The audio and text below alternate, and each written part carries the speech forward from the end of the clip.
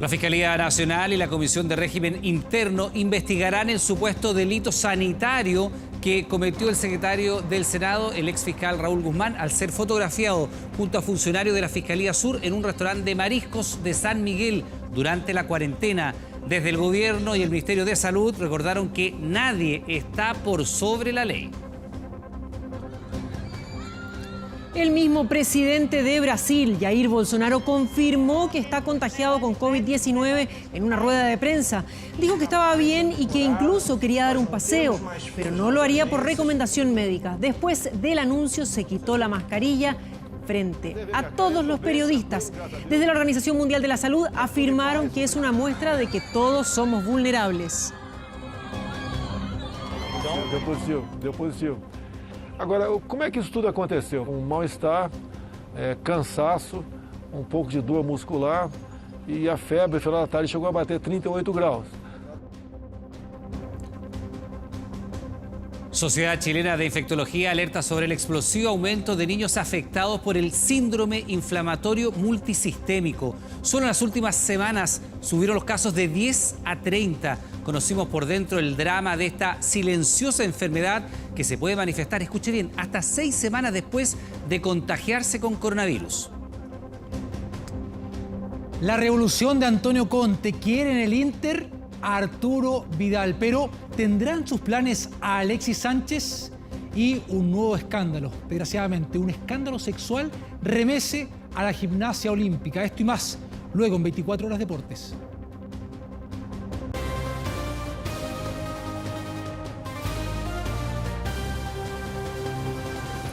¿Qué tal? ¿Cómo están? Buenas noches, bienvenidos a las noticias. El Ministerio Público inició una investigación por un eventual delito sanitario en contra del secretario de la Cámara de Diputados, precisamente por un delito que habría cometido, un delito de carácter sanitario, Raúl Guzmán.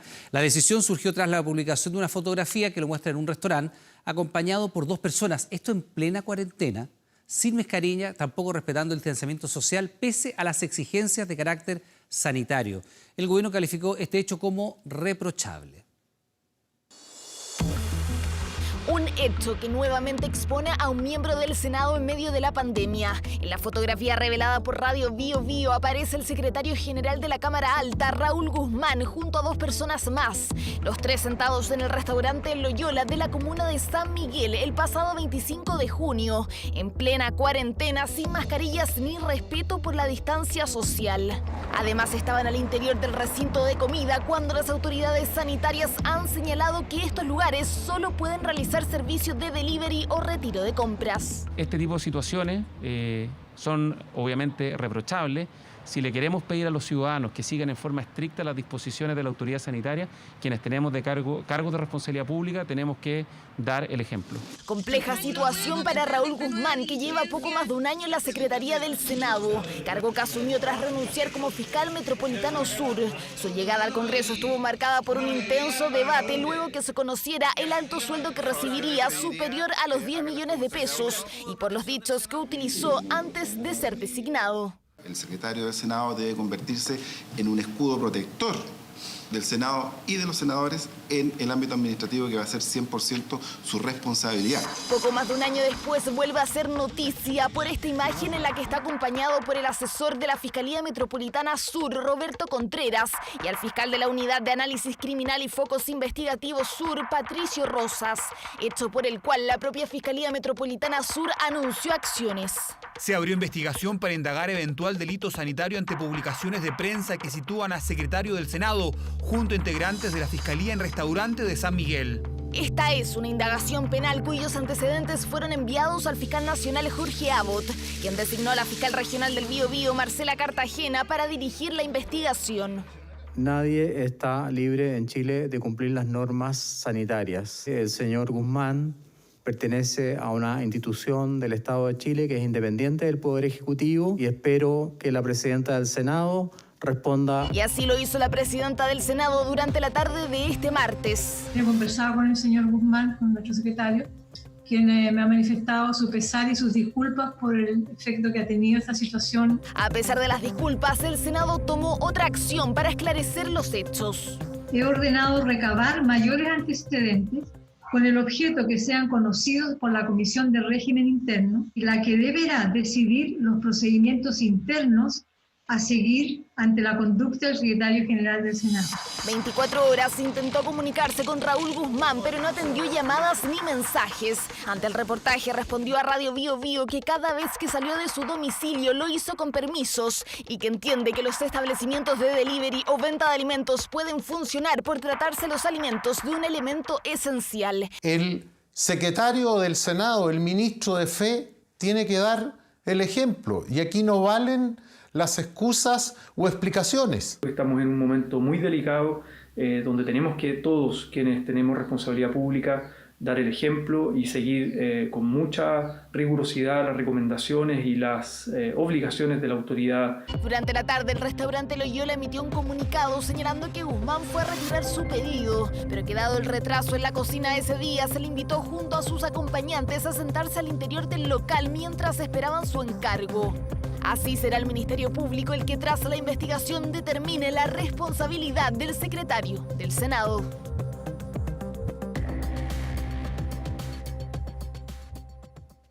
Y el presidente de Brasil, Jair Bolsonaro, confirmó que dio positivo por COVID-19 y que está siendo tratado con cloroquina. Se trata de un medicamento del que no se ha comprobado efectividad. El mandatario ha sido uno de los más escépticos, recordemos, sobre la pandemia que mantiene a su país como el segundo con más contagios en todo el mundo. Quiser ver minha cara, eu estou bem, tranquilo, graças a Deus. Tudo em paz, obrigado a todos aqueles que oraram por mim, torceram por mim, estou bem, graças a Deus. Os que criticaram não tem problema, podem continuar criticando à vontade. Sonriente, desafiante y sin mascarilla. Así terminó el presidente de Brasil, Jair Bolsonaro, la rueda de prensa en la que confirmó que había dado positivo por coronavirus. Deu positivo. Agora, como é que isso tudo aconteceu? Vale a pena você fazer um breve histórico. Começou domingo com uma certa indisposição e se agravou durante o dia de segunda-feira, com mal-estar, cansaço, um pouco de dor muscular e a febre, no final da tarde, chegou a bater 38 graus. Lejos de un mea culpa por haber restado importancia a la pandemia, Bolsonaro aseguró que el COVID-19 era como la lluvia, a todos les iba a caer en algún momento. Declaraciones muy similares a las que hizo a finales de marzo. Caso fosse contaminado pelo vírus, não precisaria me preocupar. Nada sentiria ou seria, quando muito, acometido de uma gripezinha o resfriadinho. Pero esa gripecita, como la llamaba el mandatario ultraderechista, ya deja más de 66.000 muertos en Brasil, 650 de ellos en las últimas 24 horas. Una realidad a la que Bolsonaro no fue inmune y que alentó durante los últimos meses al incitar a sus partidarios a salir a las calles en concentraciones en las que saludaba sin mascarilla ni distanciamiento social, en un país en el que a diario se están registrando más de 20.000 contagiados. Aunque el mandatario asegura sentirse en perfecto estado de salud, a sus 65 años se encuentra en el grupo de riesgo y su caso podría verse complicado por los rezagos de las operaciones a las que fue sometido tras haber sido atacado durante la campaña presidencial del 2018. Sin embargo, la confirmación de que está contagiado causó reacciones divididas entre los brasileños. Dijo que era una gripecita y ahora tiene que vivir con esta pequeña gripe que contrajo. El mundo entero es susceptible, pero ahora él tendrá que lidiar con esto. Creo que va a mejorar. Tiene los mejores médicos y los mejores hospitales y dirá que fue tratado con hidroxicloroquina y eso lo curó. Es algo en lo que no creo, pero espero que esté bien. Desafortunadamente todo el mundo es susceptible. Creo que él se arriesgó mucho y por eso le pasó esto. La agenda de Bolsonaro en la semana previa a la confirmación de estar contagiado por el COVID-19 incluyó reuniones con diplomáticos, con su gabinete, con presidentes de clubes brasileños, en todas las ocasiones haciendo caso omiso de las medidas sanitarias, aunque no asistió a las masivas concentraciones de sus seguidores como lo había hecho semanas atrás. Los efectos de la enfermedad del líder ultraderechista en sus convicciones sobre la pandemia y sobre el uso del medicamento utilizado para tratar la malaria aún son inciertos, como nos lo cuenta desde Brasilia el analista político Marcos dos Santos. Ven que va a utilizar a su propio caso para reforzar esta narrativa de que la enfermedad puede ser combatida con este tipo de medicina. Entonces, no se sabe si él va a cambiar sus hábitos o si va a reforzar su narrativa. El gobierno brasileño confirmó que Bolsonaro está tomando cloroquina para tratarse, el medicamento que él y Donald Trump han promocionado contra el COVID-19, pero que la OMS no ha comprobado que tenga ningún efecto positivo en pacientes contagiados. Nós não temos mais filas nas agências e nós vamos muito. No country is immune, and no country is safe, and no individual can be safe. But having said this, we wish His Excellency, the President, well, and we wish him fast recovery. Aunque el mandatario ha cancelado su agenda para los próximos días y permanecerá en cuarentena en su casa, aclaró que no sabe estarse quieto, por lo que seguirá despachando mediante videoconferencias. Bolsonaro no pierde el afán por reabrir la economía del segundo país con más casos de coronavirus a nivel global y tampoco da señales de cambiar el rumbo negacionista que ha tenido durante la pandemia, que hoy toca su puerta. Y en nuestro país, empresas de buses fueron sorprendidas subiendo pasajeros en plena calle con el fin de eludir los controles sanitarios instalados en los terminales. La denuncia fue realizada por el alcalde de Estación Central, que impidió aplicar las máximas sanciones a las compañías involucradas. Son empresas que perfectamente podrían utilizar las losas y también las oficinas de venta.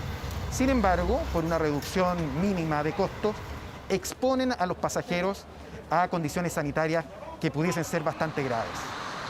Ubicado en la comuna de Estación Central, el Terminal Santiago se encuentra operando al 5% de su capacidad.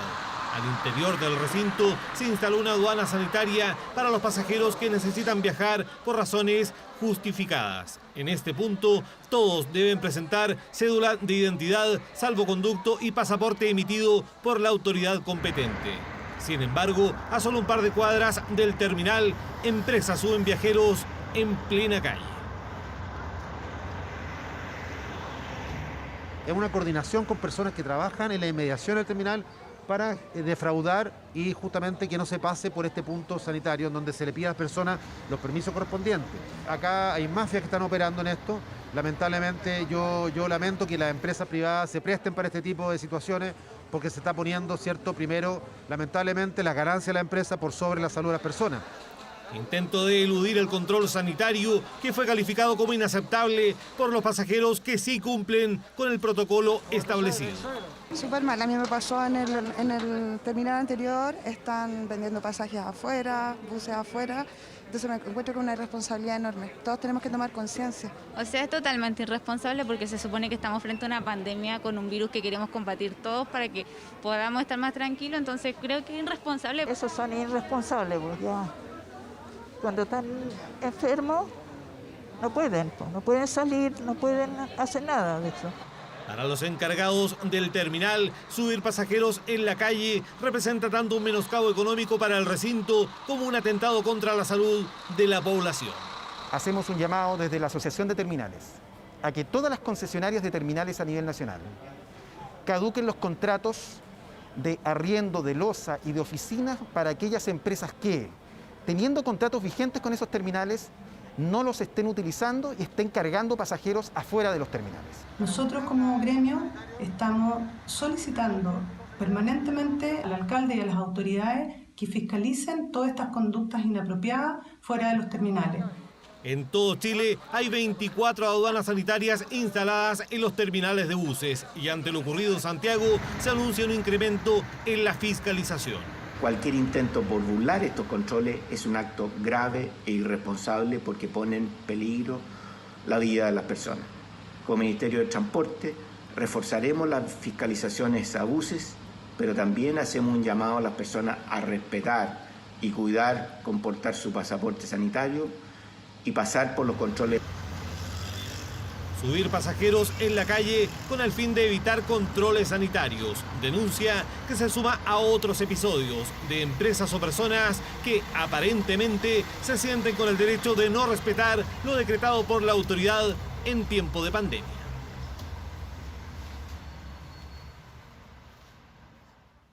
En los últimos 23 días, las cifras del coronavirus en Chile han presentado una leve mejoría. Y la pregunta de muchos es: ¿cuándo podrían terminar algunas de las medidas restrictivas? ¿Qué es lo que falta para eso? Finalmente, ¿qué condiciones deben darse para que Chile inicie un desconfinamiento gradual? Lo vemos en la siguiente nota. Yo creo que la cuarentena va a terminar después de octubre más o menos. Este año no quitan la cuarentena. Que siga un par de meses más. ¿Ustedes cuándo creen que se va a terminar la cuarentena? Difícil de responder y más de dar el día y la hora exacta, pero es un tema del que ya se habla al máximo nivel. Preparando un plan para comenzar muy gradualmente y avanzar en una futura estrategia de desconfinamiento. El COVID-19 sigue golpeando duro a Chile. Eso sí, en los últimos 23 días hay una mejoría sostenida, pero no suficiente. El informe de este martes contabiliza 2.462 casos nuevos, 50 fallecidos y un total de contagiados que ya supera los 300.000. Estamos mostrando cifras esperanzadoras, una leve mejoría. Sin embargo, eso no significa que no debamos seguir trabajando.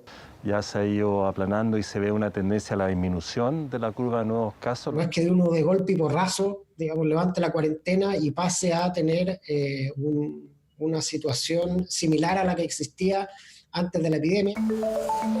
Para terminar las cuarentenas aún queda camino y condiciones que cumplir. El Consejo Asesor recomienda sustentar la decisión en 4 pilares.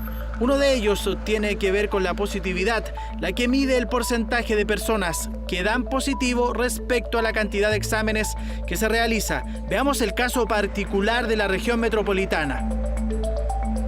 El promedio semanal bajó un 24%, sin embargo, aún está lejos del 5 al 10% recomendado. Actualmente hay aproximadamente 15.000 test diarios y de estos sobre el 20% están positivos. Ha bajado, antes era incluso 40%, ha ido bajando. Si el número de test es menor, pero que el porcentaje vaya disminuyendo también en forma progresiva, es una buena señal. Otro punto para dejar de estar encerrados es la disponibilidad de camas críticas. Lo recomendado es que la ocupación alcance como máximo un 85%. En la región metropolitana aún registra un preocupante 94%. Hay que estar muy atento en eso. ¿Por qué? Porque de haber rebrote en la medida que uno levanta cuarentena, tenemos que asegurar que estén las capacidades para poder sostener ese rebrote. Necesitamos tener la posibilidad de atender a los pacientes que lleguen. Por lo tanto, necesitamos disminuir los casos incidentes. No hay plazos para dejar el confinamiento. Tampoco se sabe qué comuna o ciudad podría convertirse en la primera. La autoridad es tajante e insiste que, por ahora, recién se aprecian algunos indicadores que mejoran. No se tomará ninguna medida que ponga en peligro o que arriesgue las buenas noticias. Nosotros le pediríamos al gobierno que haga una hoja de ruta clara sobre cómo se va a discutir el plan de desconfinamiento y cuáles son los plazos. Es la importancia de ir en un proceso paulatino de desconfinamiento. Otro requisito para eliminar la cuarentena es conocer dónde están los contagiados y sus contactos estrechos. Eso se llama trazabilidad y lo recomendado es rastrear en menos de 48 horas. El 90% de los casos confirmados en la región metropolitana, esa cifra se acerca al 80%. El fin de las cuarentenas técnicamente aún no es posible. Van 23 días de cifras mejores, pero falta y bastante para salir sin peligro de contagiarse. El Ministerio Público de la Araucanía indaga si existió delito en la celebración de un culto evangélico en el cual participaron adultos y niños sin mascarilla. La Seremi de Salud abrió un sumario y prohibió la realización de este tipo de ceremonias masivas. Sin embargo, los fieles aseguran que volverían al recinto.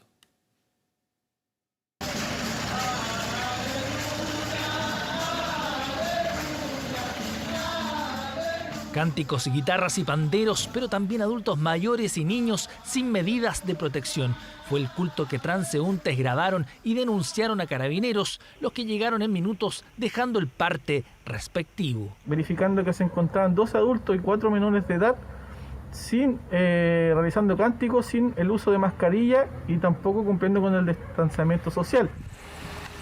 Tras la denuncia, la Seremi de Salud inició un sumario sanitario para determinar responsabilidades. Además, se prohibió toda reunión en el lugar. Está prohibido el que se reúnan muchas personas en un recinto determinado, porque eso no puede garantizar la distancia física que se requiere para que las personas no tengan riesgo de adquirir la infección.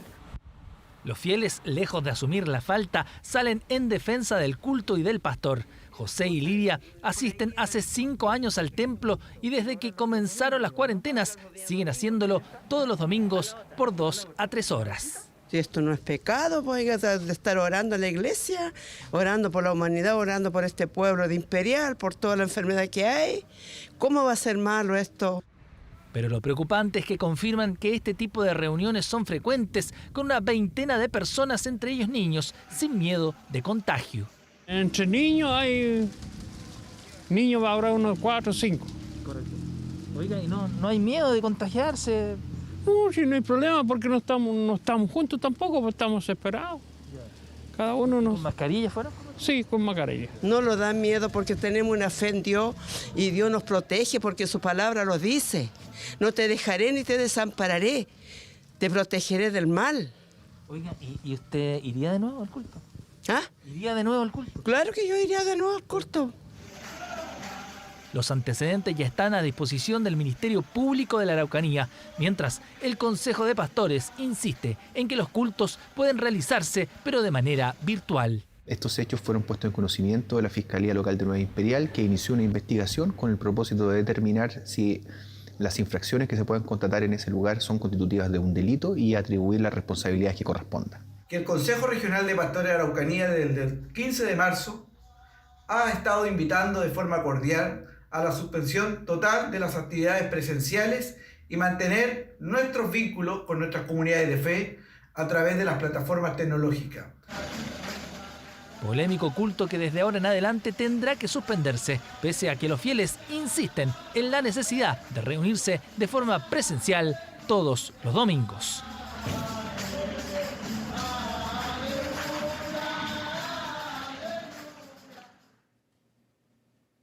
Las encerronas y portonazos no se detienen en tiempos de pandemia. Solo ayer, en Huechuraba, se registraron 2 violentos robos de vehículos, esto a plena luz del día. Los delincuentes están aprovechando el confinamiento para huir con más facilidad por la baja circulación de vehículos y personas en las calles.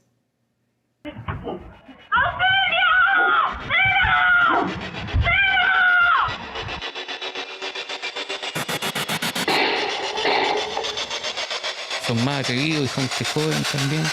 Con la autopista. Si bien las cifras van a la baja durante este tiempo de pandemia, estos son sin duda delitos que se siguen repitiendo. Violentos delincuentes que actúan en grupo y siempre armados. Si antes intimidaban con estos elementos, hoy no dudan en utilizarlos.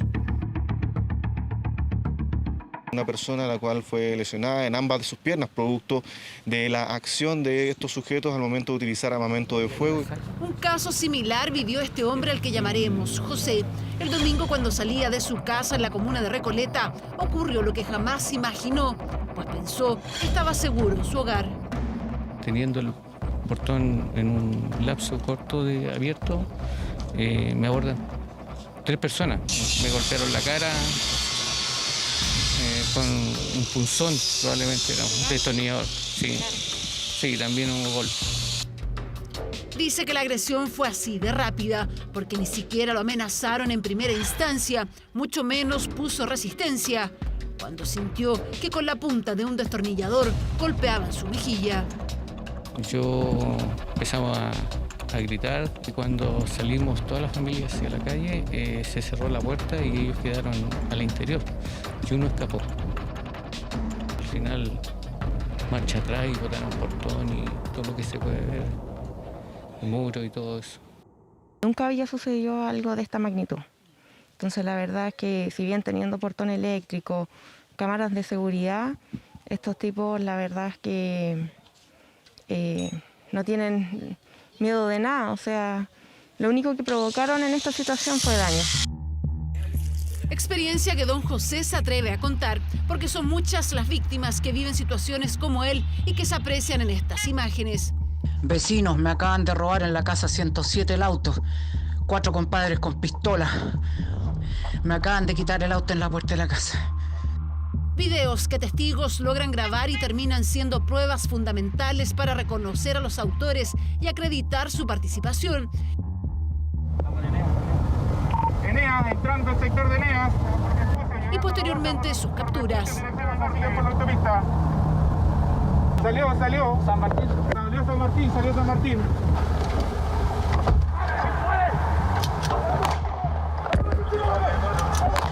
Traumático de haberse amenazado y la vida que queda en riesgo, con la probabilidad de otra consecuencia mayor.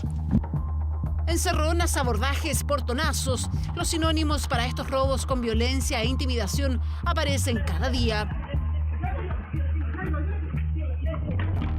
Está la percepción que hay un aumento, pero según las autoridades en este tiempo de COVID-19, la tendencia es a la baja. Estamos hablando que en la región metropolitana durante el mes de marzo del presente año se registraron aproximadamente 1.800 casos de denuncias por robo con violencia e intimidación que afectaron directamente a estas personas. Y en virtud de este escenario, el cual se han comenzado a implementar diferentes procesos investigativos y preventivos por parte de la institución, haciéndose responsable claramente de lo que son estos hechos, logrando igual una forma significativa lo que es el descenso de estos delitos, los cuales alcanzan actualmente cerca de un 42,3%. Y la cifra continúa así. En abril 1.505 casos, mayo sigue la tendencia, 870 denuncias. En junio la cifra subió a 1.020 y hasta el 4 de este mes los robos violentos de vehículos llegaban a 109. El despliegue preventivo que ha realizado Carabineros fundamentalmente en copar los espacios públicos y especialmente identificar dónde se producen estos actos, digamos, y por eso el foco de nuestra política en materia de seguridad pública es desbaratar bandas y grupos de delincuentes organizados. Por ello es que, por ejemplo, tras estos 2 hechos registrados en la zona norte de la capital, Conchalí y en Huechuraba, es que Carabineros rápidamente logró recuperar los vehículos. De los autores de ambos robos poco se sabe, solo están estos registros que están siendo analizados para dar con ellos. Bueno, y después de las lluvias, el alivio para el país es considerable. A más de 2.000 metros de altura, el embalse El Yeso muestra un aspecto que no se veía desde hace años, pero que aún no da como para decir que el país ha superado la sequía. Hace ya varios lustros que en pleno invierno el embalse El Yeso no mostraba estas imágenes. Hay agua y mucha, 113 millones de metros cúbicos almacenados en medio de la precordillera y listos para ser utilizados por las casi 8 millones de personas que viven en la región metropolitana. Bueno, nos hace pensar en una mucho mejor temporada. Llevamos 13 años de sequía y esto es un gran alivio, una gran noticia. Ojalá siga lloviendo, todo suma, aunque sea poquito, todo va sumando en este gran reservorio de nieve que es nuestra cordillera de los Andes. Nunca hay que relajarse, la naturaleza, usted ve cómo nos tuvo 13 años en una sequía brutal y ahora nos da un pequeño respiro. Ojalá julio sea un mes lluvioso y tengamos más reservas de nieve aquí en la cordillera. El Yeso se ve lleno, pero hace solo 6 meses estaba así, con todas sus rocas descubiertas y sin nada de nieve. Hoy ya tiene la mitad de su capacidad, pero aún le faltan 60 millones de metros cúbicos para un año normal y el doble para alcanzar sus niveles históricos. Impresiona ver la gran cantidad de nieve que ha caído acá en el embalse El Yeso. Este paisaje parece sacado de la Patagonia chilena, pero lo cierto es que aquí están las reservas que van a permitir tener agua durante la primavera y también en el verano en nuestra región metropolitana. Lo positivo es que el invierno recién comienza y la nieve, que ya supera el 1,5 metros de altura, seguirá acumulándose. Aquí en el Cajón del Maipo y en el sector de las Melosas, en San José de Maipo, son las 2 rutas de nieve más importantes que, como en un gran refrigerador, nos guardan la nieve para el tiempo de primavera-verano. Así que una gran noticia para la ciudad de Santiago. Las lluvias del sábado, que dejaron 42 milímetros en la capital, le dieron el último impulso a los embalses del país. Solo Los Aromos en Valparaíso sigue con un 15% en medio de este crudo invierno que nadie supo prever. Necesitábamos, ¿no es cierto?, romper este ciclo de año seco, porque ¿qué hace la agricultura con el agua? La transforma en alimentos. Y nos dice la FAO que América puede tener 1 millón de personas con inseguridad alimentaria. En Chile podemos tener cerca de 1 millón de personas con inseguridad alimentaria.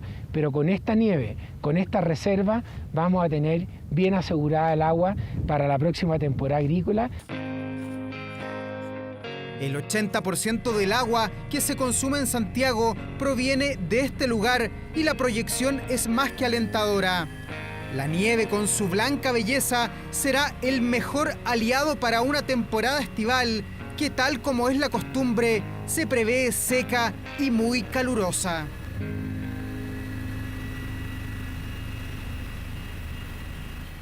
Y este miércoles, la Sala de la Cámara de Diputados votará el proyecto que busca retirar parte de los fondos de las AFP para enfrentar la pandemia.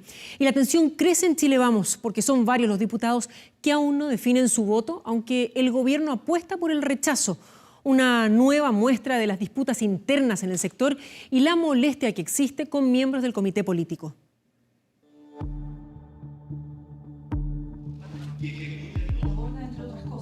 Un oficialismo que en las últimas semanas se ha mostrado los dientes por diversos motivos, por vetos, por apoyos a polémicos proyectos, por votaciones claves en el Congreso Nacional, lo que ha provocado críticas entre partidos socios y cuestionamientos a miembros del comité político. Por esto, el escenario que se avecina este miércoles en la Cámara de Diputados está marcado por la incertidumbre cuando vuelva a discutirse y votarse el proyecto que permitiría retirar un porcentaje de los fondos de las AFP para enfrentar la pandemia, iniciativa que el gobierno rechaza. Aún así, no ha podido convencer a todos sus parlamentarios. Hay más de 10 diputados de Renovación Nacional que están en duda. Hoy día, a esta hora, yo voy a aprobar el proyecto de ley. Nosotros creemos que es una buena alternativa de poder entrar a discutir esta posibilidad del tema del retiro de los recursos de pensiones. En el caso mío, yo estoy en reflexión. El gobierno también, ¿cierto?, nos dice de que no va a hacer absolutamente nada y después se pone de acuerdo en el Senado. ¿Quién nos dice que también va a suceder lo mismo en este proyecto de ley? Cuestionamiento directo a la moneda, y no fue el único. Durante la tarde de este martes se esperaba la declaración de la Comisión Política de la UDI, que a través de una carta apoyaría el actuar de su presidenta, que ha criticado el manejo político del gobierno. El documento finalmente no fue publicado, sí un borrador cargado de críticas al ministro del Interior, a quien acusaban de falta de conducción y ausencia de liderazgo, en línea con lo que había dicho anteriormente Jacqueline Van Rysselberghe. Horas antes, el propio Blumel llamó a la unidad. Hay evidentemente responsabilidades compartidas y lo que queremos es que nos enfoquemos en lo que la gente quiere vernos realmente, que es trabajando unidos por Chile. La presidenta de la UDI debe asumir sus responsabilidades y buscar alinear a su partido en el futuro. Este es el momento de que actuemos con unidad.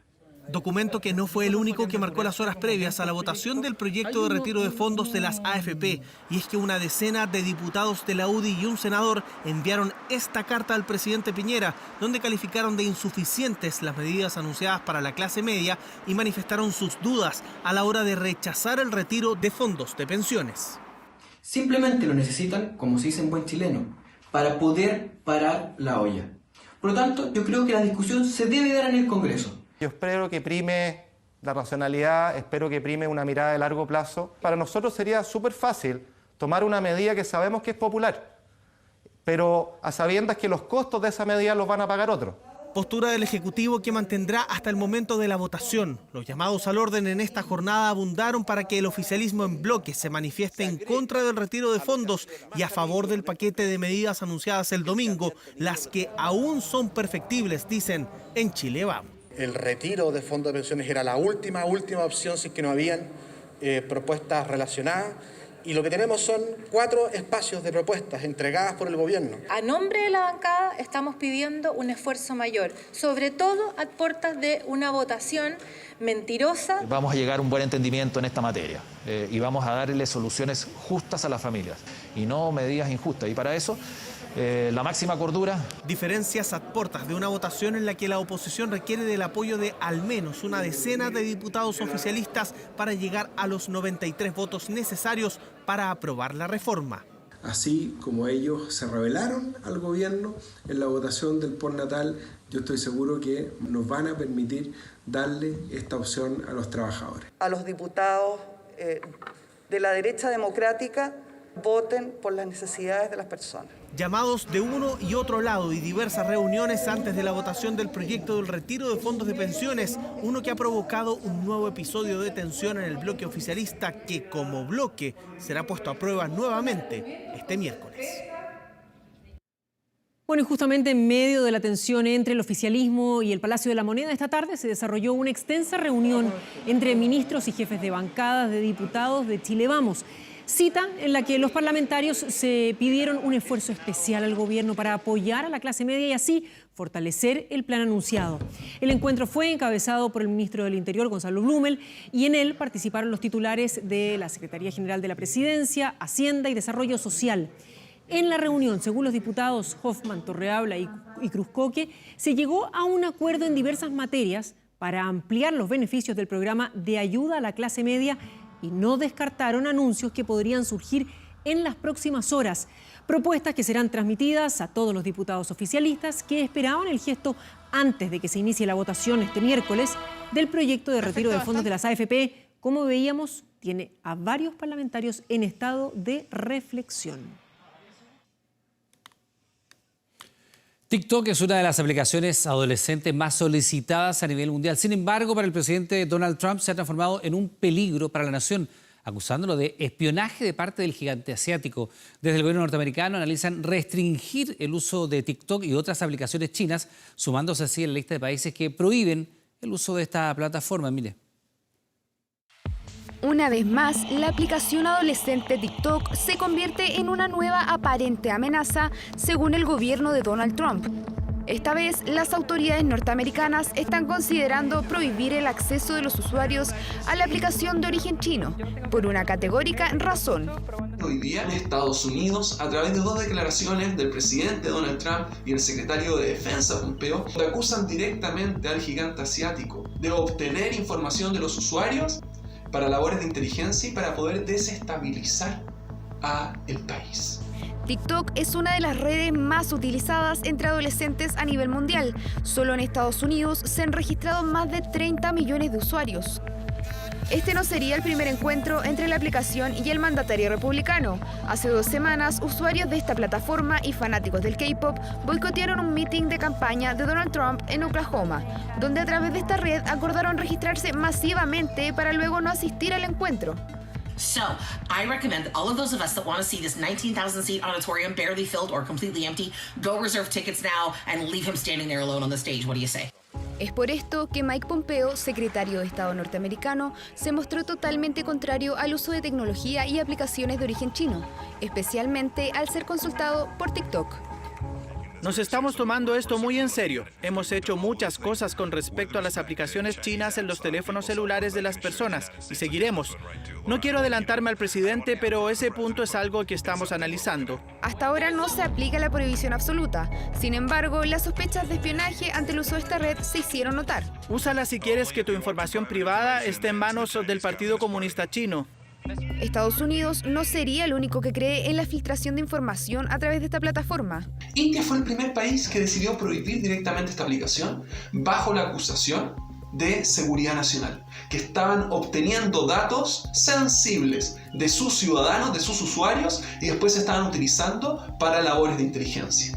Por otro lado está Hong Kong. Es el país más reciente en sumarse al veto de acceso a esta aplicación ante la preocupación de que el gobierno de Beijing pueda usarla como herramienta de vigilancia masiva. Hoy Trump poco a poco suspende el uso de compañías y tecnología china, sumándose a India y Hong Kong, países que ven a la famosa aplicación TikTok como una amenaza para la seguridad nacional. Y ponga mucha atención a lo siguiente. Hay preocupación entre los médicos por el aumento de casos de niños afectados por el síndrome inflamatorio multisistémico. Es una enfermedad que puede ser mortal y está asociada al contagio con coronavirus. La infección, según la Sociedad Chilena de Infectología, requiere un manejo especializado y en solo 14 días, escuche, se han triplicado los casos en nuestro país. Estuvimos en las urgencias donde trabajan intensamente para tratar a los niños y al mismo tiempo intentan descifrar esta misteriosa patología. A mi hija yo la veía sufrir cuando le tomaban los exámenes, la radiografía y no sabe lo que pasa, porque es tan chiquitito, no se siente culpable. Con solo 20 años, Javiera está sumergida en un mal sueño. El coronavirus le ha quitado ya bastante y ahora amenaza lo que más ama en la vida. Su pequeña hija, Briana, de solo 2 meses. Hemos sufrido mucho porque ella es la primer bebé de la casa, la primera nieta. Y me costó mucho tenerla porque yo le iba a perder a ella. A mí me dijeron que le iba a perder, traté de estar todo el embarazo en cama. Esta guagüita es uno de los casi 30 casos diagnosticados en el país del síndrome inflamatorio multisistémico o Kawasaki en entorno de coronavirus. Un número creciente que hizo saltar las alertas de la Sociedad Chilena de Infectología. Aquí en Chile todavía no ha sido tan importante el número, pero partimos cuando hicimos la primera nota hablando de 10 casos y llevan por lo menos 30 en Chile. De hecho, hoy la pequeña Briana tuvo una recaída y su madre ya no sabe qué hacer. Ella es tan chiquitita y tiene que estar usando tanto remedio. No tiene ISAPRE, no está en FONASA, su pareja acaba de perder el trabajo y sus padres, con quienes vive de allegada, venden ropa americana en la feria, cuando se puede. Pero ya volveremos con Javiera. Estamos experimentando una leve mejoría. La incipiente mejoría. Cuando en el país no son pocos los que empiezan a destacar la leve disminución en cifras de contagios y fallecidos, volvimos a las UCIs y urgencias de una clínica para ver en terreno esta realidad. No son imágenes de archivo. Las grabamos hace cuestión de horas en la clínica de Espucio, ubicada en la comuna de La Florida, una de las más afectadas en la región metropolitana. Acá vemos pacientes internados en boxes de urgencia y no en salas de alta complejidad. De hecho, la UCI de esta clínica está repleta de pacientes, todos con coronavirus. Nosotros en urgencia todavía mantenemos un promedio de 10 a 12 pacientes en urgencia hospitalizados todavía con requerimientos de UPC. Este síndrome tiene varias complejidades. Sus síntomas se parecen a otras enfermedades y pueden llevar a diagnósticos erróneos. Se puede manifestar hasta 6 semanas después de estar en contacto con el coronavirus. Y el paciente, muchas veces recién nacido, puede sufrir un shock multisistémico, incluidas disfunciones cardíacas. Consultó por fiebre, dolor abdominal, tenía un poco elevados los parámetros inflamatorios, por lo tanto se sospechó una apendicitis y se operó. El paciente las 24 horas posterior a la operación evoluciona bien, sin fiebre, lo dan de alta y llegando a su casa parte la fiebre de nuevo. Por lo tanto, los padres al día siguiente volvieron a consultar rápidamente en la urgencia. Empezó a sospechar que algo más estaba pasando, se le tomaron exámenes en la urgencia y se pidió un cupo aquí en la unidad de paciente crítico.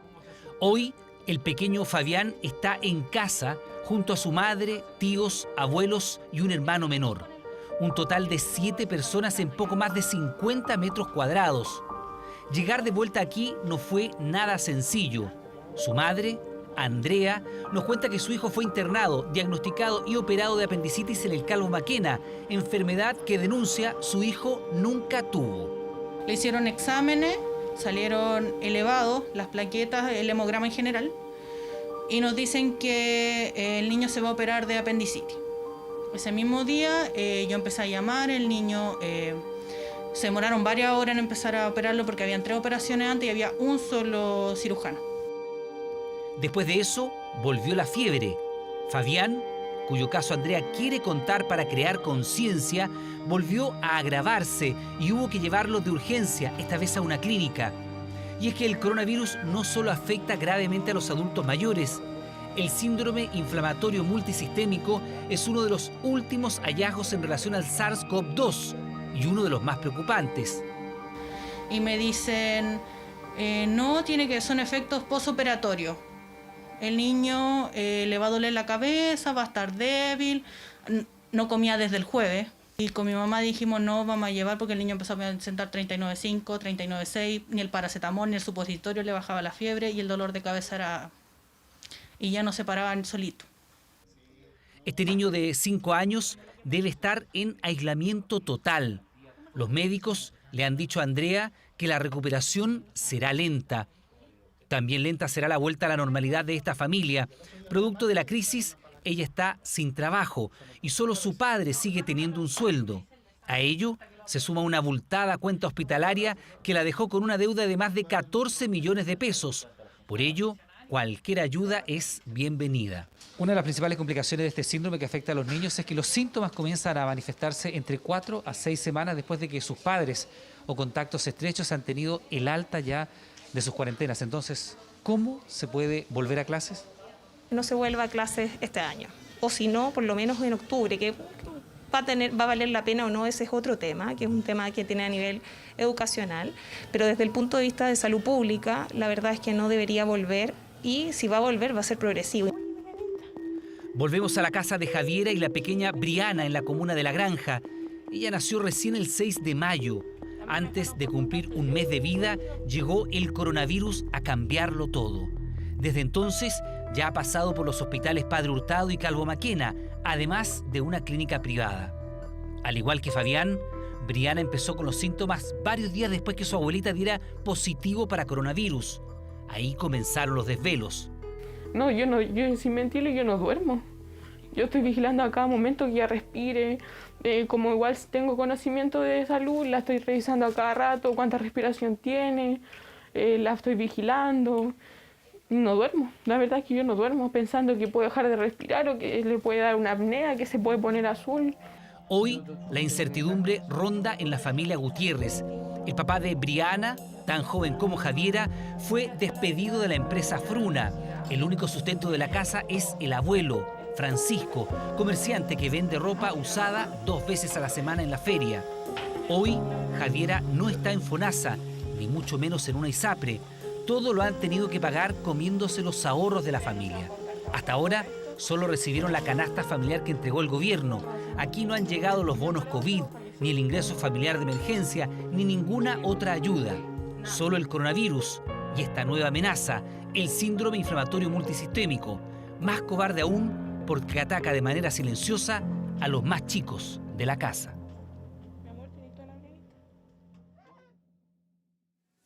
Bueno, el tema sanitario sigue siendo fundamental, por supuesto, dentro de las preocupaciones, y el económico también. Y es por eso que esto de lo que vamos a hablar a continuación ha estado puesto sobre la discusión pública hace bastante tiempo, pero con mucha fuerza ahora. El proyecto de retiro del 10% de los fondos de la AFP lo analizamos junto a nuestro editor, don Iván Núñez. Andrés. ¿Cómo está, Andrés? ¿Cómo le va? Mañana es un día clave para este proyecto. Recordemos que se vota en sala la idea de legislar este proyecto que se está tramitando de retiro del 10% de lo que usted tiene en su fondo de AFP, que lo puede retirar, obviamente, para poder sortear este difícil momento económico para muchas familias. Aquí tratamos, más que decir este es un proyecto bueno o malo, tratar de llevarlo a números para que usted entienda un proyecto que tiene harta polémica. Vamos con la gráfica para entender aquí. Mira, hoy día en nuestro país, Iván, hay 10.950.000 afiliados al sistema de AFP. Afiliados, no que coticen regularmente, afiliados. Prácticamente... que puede tener alguna vez una cotización, mucha laguna o permanencia. Todos los 11 millones prácticamente en nuestro país, de acuerdo a cifras de la Corporación CIEDES. Lo que se plantea en este proyecto, hay 3 proyectos que se están viendo en el Congreso. Este que se está viendo ahora, lo que plantea es que las personas puedan retirar desde 1 millón de pesos hasta un tope de 4,3 millones. Si eso es un 10% del fondo, quiere decir, si una persona retiró 1 millón, tenía en su fondo 10 millones. Si una persona retiró 4,3 millones, en su fondo tenía que tener 43 millones. Ese es más o menos llevado a números bien fáciles. El tema es que de esos 10.950.000 cotizantes, hoy día la mitad tiene 4 millones o menos. Es decir, podría sacar con suerte 400.000 pesos. O sea, perdón, la mitad no alcanza a estar aquí. No alcanza a estar aquí. O sea, porque hay mucha gente que piensa que va a retirar 4 millones. O sea, ni pensar en este No, tramo. si lo llevamos a los números, aquí no estamos diciendo si el proyecto es bueno, es malo. No, si aquí lo estamos llevando al número. Andrés, hay que entregar la información para que la gente tenga una posición informada sobre el tema. O sea, exactamente. Lo que tú estás diciendo es que una parte muy relevante de este total de cotizantes no alcanzaría a retirar. No alcanzaría el millón. Y si lo vemos en la segunda gráfica, tenemos desde el 1 millón de pesos. Ese es el desde. Lo que plantea en el proyecto es que todas las personas que tengan menos de 10 millones igual puedan sacar el millón. El tema es que 7,6 millones de esos cotizantes, de esos casi 11 millones, tienen menos de 10 millones. O sea, no alcanzarían a juntar ese millón. 3 de cada 4, al final, no alcanzan a ese monto. Entonces, lo que dice el proyecto es que igual van a sacar 1 millón de pesos. Es decir, si lo llevamos a castellano simple, 3 de cada 4 cotizantes que no alcanza ese monto mínimo de 10 millones va a tener que sacar más de un 10% para juntar ese millón de pesos. Si es que se aprobase este proyecto de ley que recién está comenzando, pero sería más de un 10%. ¿Por qué? Porque no alcanzan a tener esos 10 millones mínimo como piso para llegar al millón de pesos para sacar. Y también tenemos aquí las cifras de que la mitad de los afiliados hoy día cotiza regularmente. De esos 10 millones o 11 millones de cotizantes, la mitad cotiza regularmente. Otro drama tiene que ver con las jubilaciones, el promedio, el monto de las jubilaciones y también los chilenos hoy día que se están jubilando. De acuerdo a las cifras también entregadas por CIEDES, en el mes de mayo se jubilaron un 35% menos de chilenos que el año pasado, en el mes de mayo. En el mes de abril se repitió esa cifra. ¿Qué es lo que está pasando? Lo vemos en la nota de Nacho Atenas. A sus 61 años, Susana ha pasado más de la mitad de su vida trabajando. Ella es tecnóloga médica de un hospital y pese a que tiene edad para jubilar, tomó la decisión de postergarlo. Con el estallido social bajó el fondo de pensiones y ahora con esto también. Uno jubila y no saca ni siquiera el 50% de lo que ganas. Entonces, yo acostumbrado a otro sueldo, con eso no me alcanza para mucho. Una elección que cada vez se repite más en los chilenos, sobre todo en los meses tras la pandemia. Si en abril del 2019 más de 11.000 personas se jubilaron, este año la cifra cayó 36% con solo 7.000 personas. En mayo los números fueron parecidos, de 10.812 personas jubiladas el año pasado. En el 2020 fueron 7.109, un 34% menos. No es un buen momento, dada la actual incertidumbre, que se traduce en condiciones más débiles de mercado, lo cual lleva a que básicamente las pensiones tengan una menor calidad en términos del valor que ellos pueden conseguir. Pero, ¿qué significa postergar la jubilación? Para los expertos, es una fórmula que muchas veces puede traer beneficios para las personas. Cuando las personas deciden postergar su retiro laboral, durante ese periodo adicional, lo que logran es aumentar sus ahorros, a la vez que reducen el tiempo que deben financiar. Esta también es una manera de ver incrementadas sus pensiones futuras. Sin embargo, la decisión de postergar la jubilación podría revertirse si es que la incertidumbre laboral y económica no se recuperan. Este panorama adverso con una recuperación que puede no ser tan rápida puede llevar a que el número de personas que se quieran pensionar para poder generar ingresos aumente en los próximos meses. Pese a la caída de jubilados en abril y mayo, en ambos meses, sus montos promedios se vieron incrementados en comparación con el año pasado. Según cifras de CIEDES, en 12 meses la jubilación promedio de abril pasó de 178.000 pesos a 222.000 pesos, un aumento de 24%, mientras que en mayo subió un 5%. Esto se explicaría por una mayor densidad de cotización de quienes se pensionaron este año, a la vez de una mayor proporción de quienes optaron por la modalidad de retiro programado. En circunstancias que este año la tasa de interés técnica que aplica esta modalidad también es mayor. Aumentos que continúan con montos bajos en medio de chilenos que cada vez más deciden postergar el proceso de jubilación en meses donde la incertidumbre económica es el protagonista. Incertidumbre económica que está llevando a menos chilenos a jubilarse, una caída de más de un 30% y también menos chilenos que están cotizando, una caída histórica en el número de cotizantes respecto desde que se tiene medición hace un cuarto de siglo. Vamos con la gráfica. A ver, cotizantes, lo que en mayo, Iván, yo te contaba que hay casi 11 millones de afiliados. Claro. En mayo cotizaron 5.262.456 cotizantes. Esto es 356.000 menos que hace un año. Es una caída de un 5,5%, en la mayor caída desde que existe medición desde 1995, la mayor caída en el número de cotizantes para un mes. Para que la desafección del sistema es brutal, porque esto podría ser evidentemente una medida que tiene que ver con la enorme cesantía que estamos viviendo. Pero lagunas previsionales gigantescas, lo cual van a hacer que al final las cotizaciones vayan disminuyendo y la pensión sea muy mala, o también independientes que pueden mirar el sistema de lejos. Es un tema que hay que discutir mucho más de fondo también cuando en paralelo se discute. Tú tienes menos de la mitad del universo. Menos de la mitad, y esto es regular, más o menos. Generalmente el 50% cotiza. Te quiero cambiar completamente de tema. Tú tienes, me imagino, estás adscrito a alguna de las plataformas digitales. Sí. Por ejemplo, Uber, Netflix, Amazon. No le va a hacer publicidad ninguna, pero bueno, algunas de esas. A partir del mes pasado, entre tanta noticia, tanta pandemia, tanto coronavirus, no nos dimos cuenta que muchas de estas plataformas ya se le está cobrando el IVA.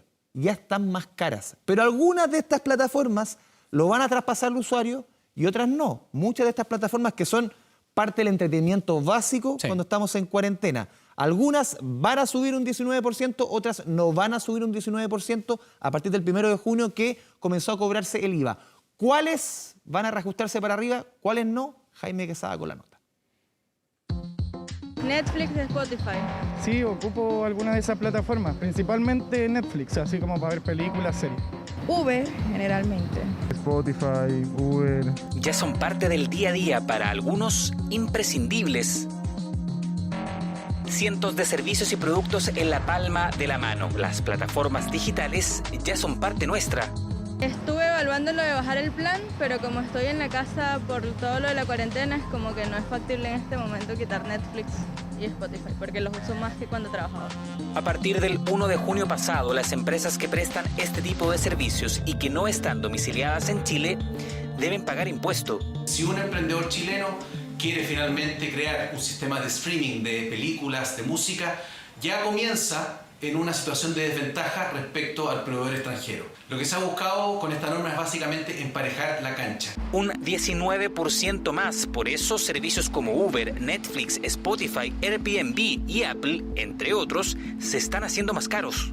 A menos a nivel personal, no me voy fijando si es que sube o baja, ahora como que hay que tener más cuidado con todo eso. El Servicio de Impuestos Internos recibió la inscripción de 40 empresas que comenzarán a pagar IVA. Pero, ¿quién se hace cargo del nuevo tributo? Va a depender de las políticas comerciales de cada empresa, ya que si bien por ley son estas las que deben pagar el impuesto, en la práctica es probable que ellas los traspasen a sus clientes. Y eso es lo que está ocurriendo. Sony comunicó a los usuarios de PlayStation que ahora se cobrarán impuestos a los productos y servicios vendidos a través de su plataforma. Lo mismo hizo Netflix y Amazon Prime Video. Quizás no es malo para quienes pueden, pero quienes tienen menos recursos es menos compatible. Me parece que no debería ser, porque los perjudicados realmente somos los usuarios, que somos los que necesitamos el servicio. Ambas plataformas de películas y series comunicaron oficialmente el incremento en sus valores. Ahora el plan básico de Netflix subió a 5.940 pesos y en Amazon Prime Video la suscripción llegó a los 4.165. Fue lo que anticipábamos antes, lo que está ocurriendo ahora. Las marcas básicamente le traspasan ese problema al consumidor, se aumenta el precio, tienen que pagar un 19% más por algo que estaban pagando antes un 19% menos. Un nuevo golpe al bolsillo para millones. Las plataformas digitales en Chile ahora son más caras. Un golpe al bolsillo, al costo de la vida. Mañana tenemos cifras del IPC del mes de junio. Vamos a ver cómo estuvo el costo de la vida. ¿Cuánto duele el bolsillo? Vamos a ver si hay o no otro golpe adicional. Vamos a ver. Andrés Fiel, muchas gracias. Buenas noches. Nos vemos. Chao, chao. Chao, chao. Dicen estar cansados de los robos y asaltos. Por eso han comenzado a buscar por su cuenta y en grupo las motos que los delincuentes les han arrebatado. Llevan 5 vehículos recuperados y si bien van en contra de las recomendaciones de la policía, aseguran que su llamado es a no usar la violencia. Ahí está la moto, ¿ven? Un delivery fue asaltado, le quitaron su moto, pero la ubicaron y fueron a buscarla a una población de Conchalí. Se organizaron por WhatsApp, llegaron cerca de 20 repartidores. De diferentes aplicaciones y nacionalidades, la misma convicción, trabajar seguro, dicen estar aburridos de los robos. Dos motos. Recupera otra moto, Claro que debieron enfrentarse a momentos tensos. Los residentes no estaban de acuerdo, toda la cuadra se fue en contra. Aún así lograron recuperar 2 motocicletas. Es demasiado tenso porque la gente no sabe, al momento de ver 30, 40 repartidores para buscar el vehículo, toda la población se nos venía encima. Pero tenemos que hacer eso porque, o sea, la seguridad que tenemos acá no nos respalda a nosotros. Con esta ya es la tercera recuperación en solo un par de semanas. Antes de Conchalí estuvieron en Quilicura y Maipú. Son búsquedas espontáneas, avisan por WhatsApp, esperan convocatoria y a los minutos van por el vehículo. Ángelo es informático, pero hace 3 meses su empresa le suspendió el contrato, el sueldo bajó más de un tercio, por lo que desde esa fecha realiza delivery, trabaja 12 horas diarias para ganar no más de 25.000 pesos. Anteriormente se podía trabajar hasta las 12, 1 de la mañana, tranquilamente. Ya hoy en día no se puede hacer eso. A las 10, 10 y media estamos llamando nosotros mismos a que todo el mundo esté guardado a esa hora. Estamos yendo como a 2 o 3 personas a un solo sitio a llevar la comida para que no suceda estos tipos de casos. Es una inquietud que no ha tenido solución. Si hasta la comida del reparto les han robado, esta detención fue grabada por Javier. Nos cuenta que su sobrino también fue asaltado, claro que cuando intentaba vender su moto delivery a supuestos interesados. Junto con detectives de la PDI, coordinaron una nueva venta con los mismos asaltantes, claro que para acorralarlos, y así ocurrió. Publicamos una nueva motocicleta y llegaron las personas al encuentro con nosotros. Y en ese encuentro se reconoce a la persona que hace el robo con intimidación y la PDI ejecuta la detención. La captura de los 2 falsos compradores permitió ubicar la motocicleta robada y otras 2 más. Encontraron incluso un arma, municiones y chaleco antibala. El modo operandi consistía en contactar a personas que vendían estas motocicletas en internet en distintos portales. Luego, al juntarse con ellas para poder probar dicho vehículo, las intimidaban. Chacho, acabamos de recuperar la moto. Aquí está. Y es que las motocicletas se han convertido en un blanco preferido para delincuentes. Los más afectados son los delivery, quienes incluso están repartiendo en compañía de otros para tener cobertura ante cualquier situación de riesgo. Con 2, 3 panas más, con la seguridad de todos.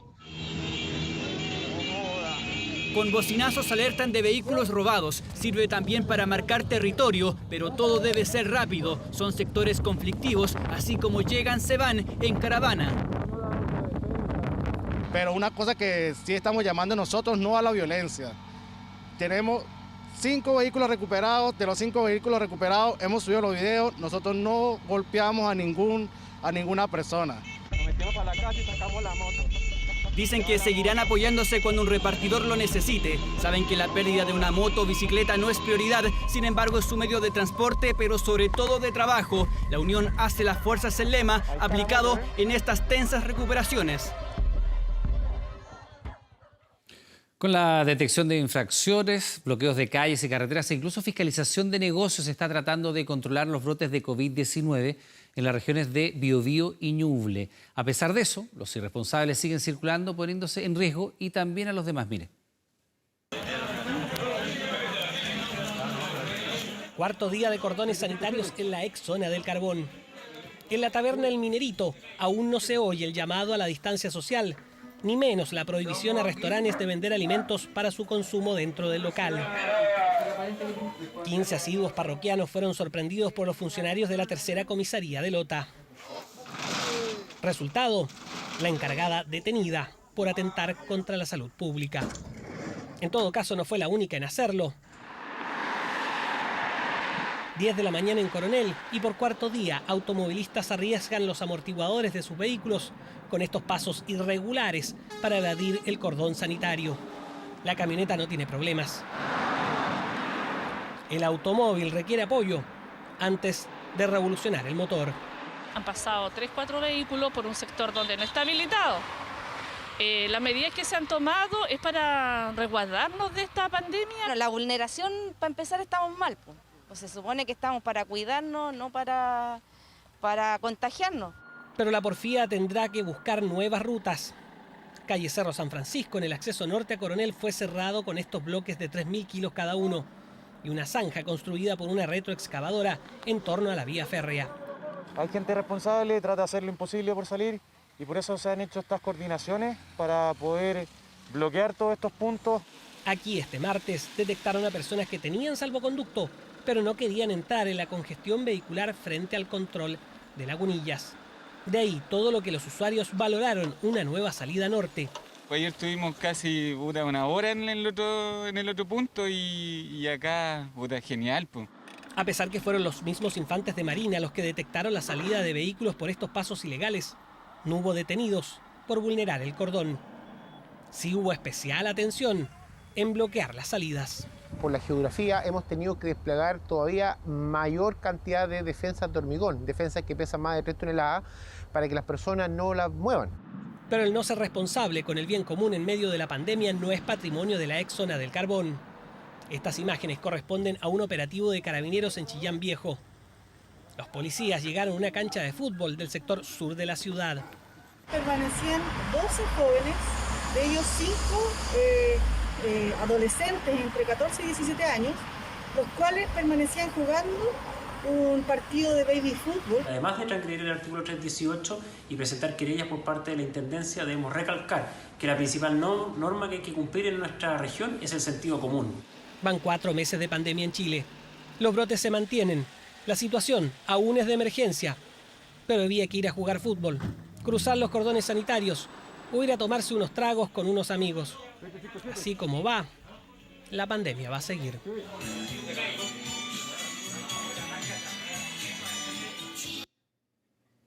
Y tras la orden de detención contra Evo Morales emitida por la justicia boliviana, el exmandatario acusó que está siendo perseguido políticamente por el gobierno interino de Yanine Áñez.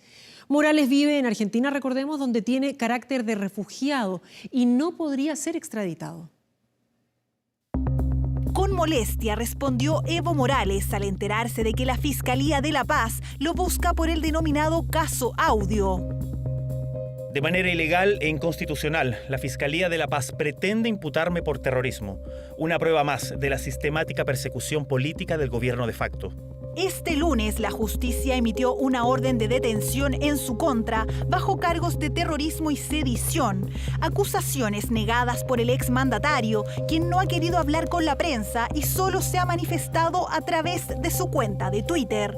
El gobierno de facto y fiscales de La Paz no tienen imputados por masacres en Sencata, Sacaba y Pedregal, ni por actos de nepotismo y corrupción, IPFB, Entel, Ministerios de Gobierno y Defensa, pero me procesan con audio falso porque su objetivo final es proscribir al MAS y PSP. El denominado caso Audio se remonta a octubre del año pasado. Bolivia celebró elecciones presidenciales que dieron a Evo Morales como ganador en primera vuelta. La oposición, liderada por el expresidente y candidato Carlos Mesa, alegó que los comicios habían sido fraudulentos. En las calles, la tensión social explotó con las masivas manifestaciones a favor y en contra de la reelección de Morales. La polarización escaló a tal punto que los principales jefes militares exigieron la salida del entonces mandatario.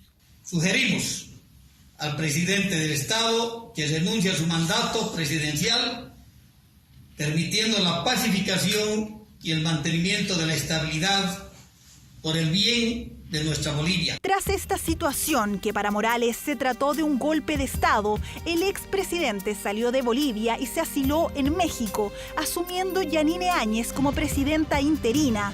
Un mes después, el país seguía bajo una fuerte polarización social y política que provocó cortes y bloqueos de caminos, dejando a las principales ciudades bolivianas desabastecidas de alimentos y combustible.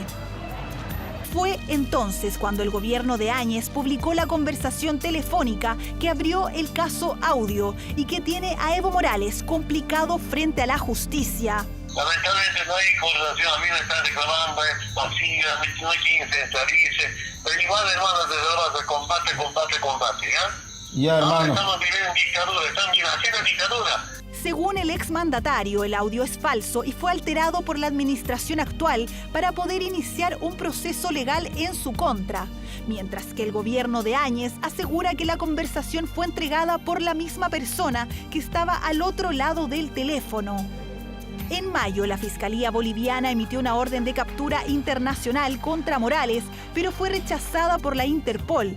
Así, este segundo intento por detener a Evo Morales representa un movimiento significativo en su causa.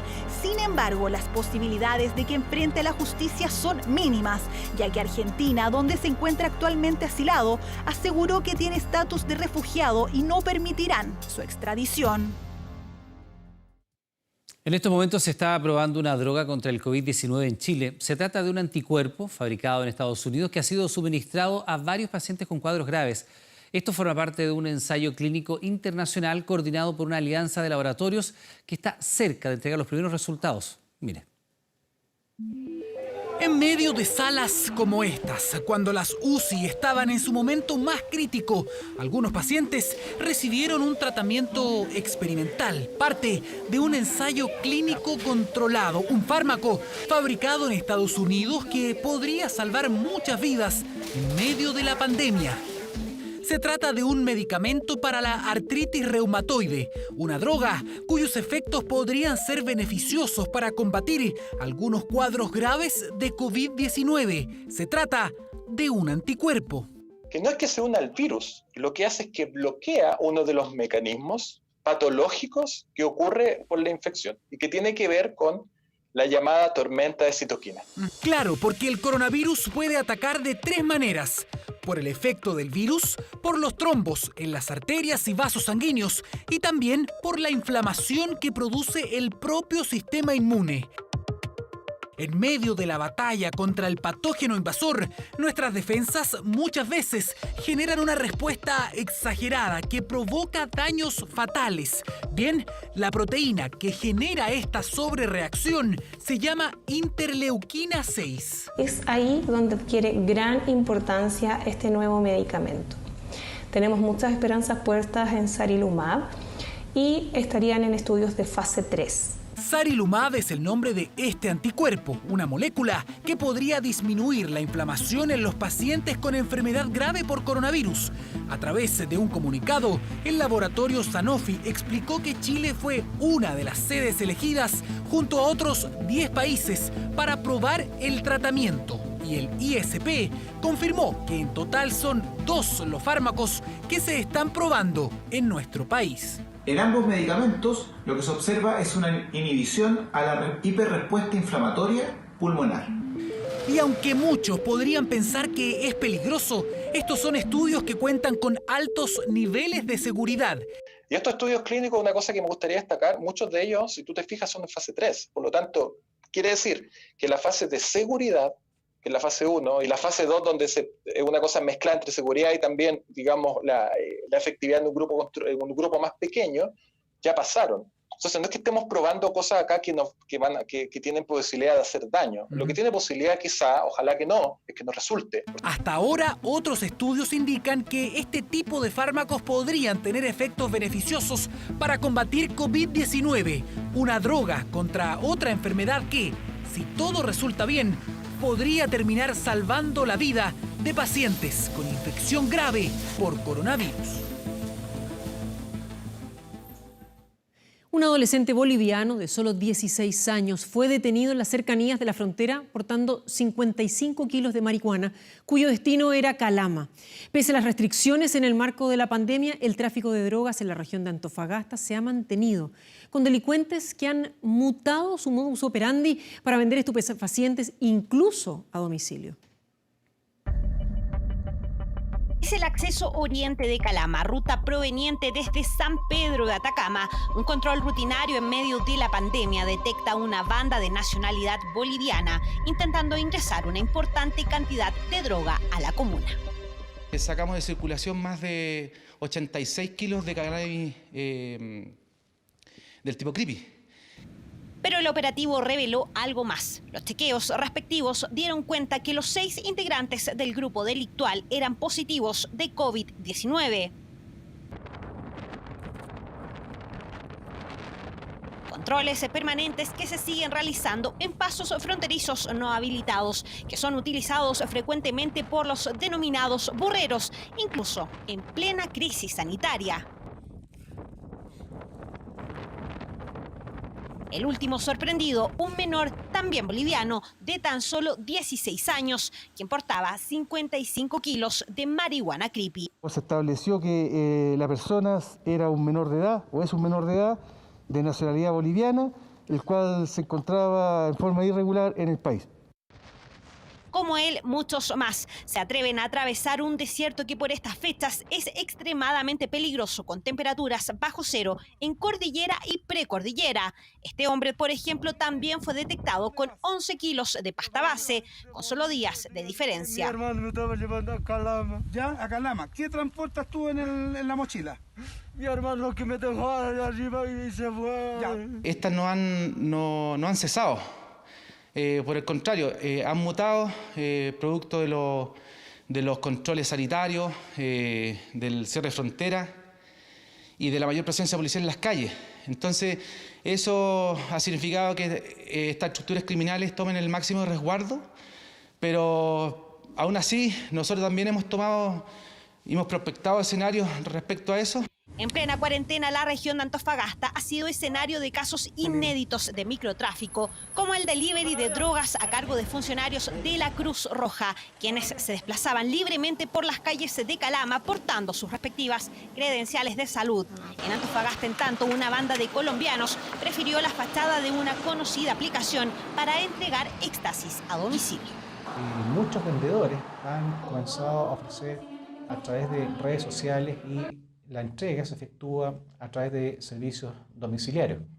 Este cambio o mutación del modus operandi ya ha sido advertido por la Fiscalía de Chile, las policías, y se han realizado las primeras formalizaciones por estos delitos. En el primer semestre del año, las policías han incautado 1 tonelada de estupefacientes que han pasado por la frontera. Transportistas de droga que en tiempos de pandemia se han adaptado a un negocio ilícito que también se ha visto golpeado por las restricciones. Bien, pues les recordamos que a partir de las 22 horas, Televisión Nacional de Chile está autorizada para transmitir programas para mayores de 18 años. Revisamos otras informaciones. Menores de edad y adultos protagonizaron enfrentamientos con carabineros tras una celebración con fuegos artificiales y disparos en La Serena. Los vecinos de la zona están en alerta y piden mayor protección policial. Casi como una celebración de Año Nuevo. Olvidaron que estamos en pandemia, jóvenes en su mayoría menores de edad en plena calle festejando. No solo lanzaron fuegos artificiales, también hubo disparos al aire. Eso durante la noche. A plena luz del día la historia es otra. Vecinos asustados realizan sus compras, hacen todos los trámites con rapidez, buscan resguardarse en sus casas lo más pronto posible. La delincuencia se tomó este sector de La Serena. Esta población nunca ha estado protegida por carabineros. No sé si le tendrán miedo a esta parte, no sé. Pero estamos sin cuidado de carabineros. Porque tienen miedo de venir acá a la población. Si ellos también son personas, tienen hijos, tienen su señora. ¿Ah? Por eso vienen para acá, agarran a peñacazo a los carabineros. Entonces no es justo. Malo, si estamos todos lo mismo. Yo encuentro malo es que a veces la autoridad no, por ejemplo, hacen fiestas, la gente dice estamos en las casas nuestras, pero eso es igual porque salen. El registro, según los vecinos, sería para un videoclip. Vulneraron el llamado a evitar las reuniones y fueron más allá. Se enfrentaron con carabineros. Condenamos este tipo de comportamientos que solo contribuyen al aumento de la percepción de inseguridad de los propios vecinos. Además, van absolutamente en contra de las medidas sanitarias preventivas, dado que estas acciones generan eventuales focos de contagios en el delicado contexto de pandemia en el cual nos encontramos. La policía trabaja para dar con los responsables de esta acción. Que no hay ninguna denuncia con respecto a situación concreta. No obstante lo anterior, las policías y esta jefatura de defensa se encuentran realizando la investigación correspondiente para poder, primero que nada, detectar a las personas que están involucradas en estos hechos. Una situación que tienen alerta a los vecinos de la calle Arauco con Placeres de La Serena. Esperan que Carabineros, a pesar del peligro, los mantenga resguardados. Aquí viven muchos adultos mayores que hoy se sienten intimidados por imágenes como estas.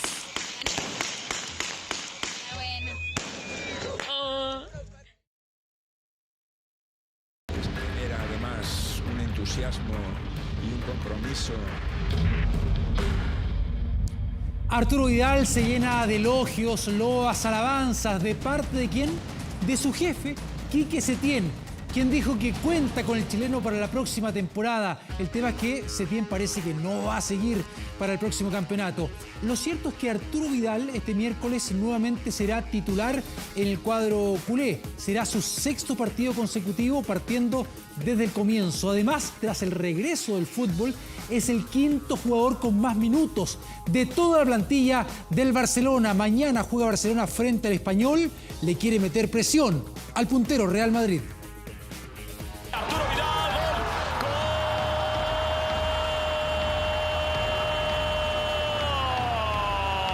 gol de Arturo Vidal para el Barça. Este gol fue la carta de presentación de Arturo Vidal tras el receso por la pandemia. Los elogios fueron sucediendo.